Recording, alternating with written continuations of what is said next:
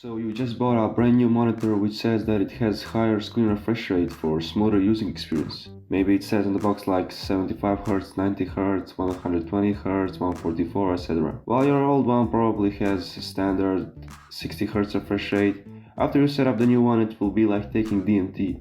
You will gain a new perspective, a new sense of gaming reality. You'll never want to go back.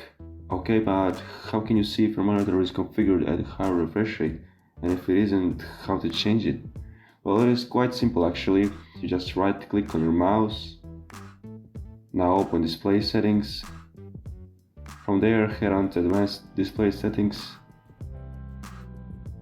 And here you can actually see on which refresh rate the monitor is running on, and the ability to change it in the hard ones, of course, if your monitor is capable of that. And that's it. Now you experienced the new level of gaming experience. Hopefully you liked the tutorial. Thank you for watching and subscribe to become a tech god like myself.